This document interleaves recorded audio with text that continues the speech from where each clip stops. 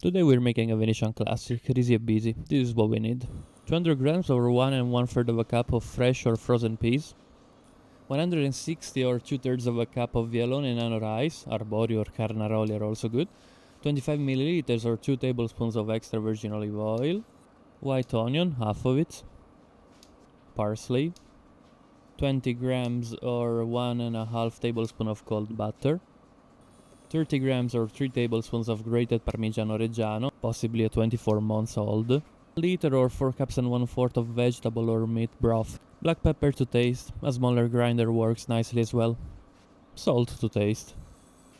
Let's start by chopping our onion. This is the classic way to do it. There are better ways, but today we go traditional.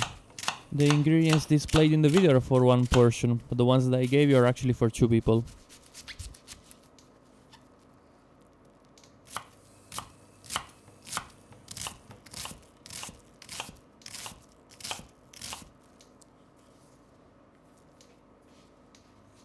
Then we take the parsley leaves, we bundle them up,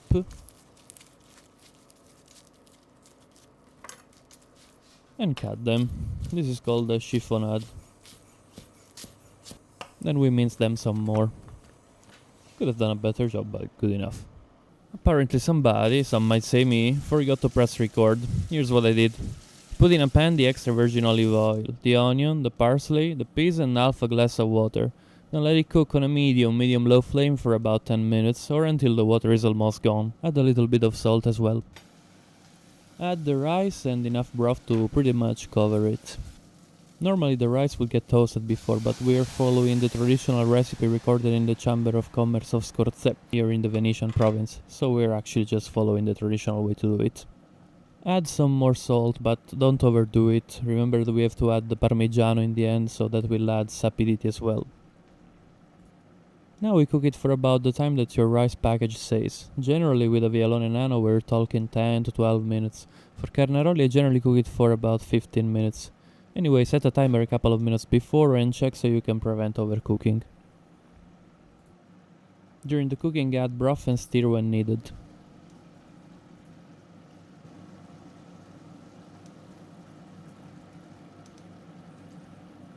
Let's check for seasoning. It should be a bit behind on the salt. Done. Then lid on and let it rest off the heat for about 5 minutes.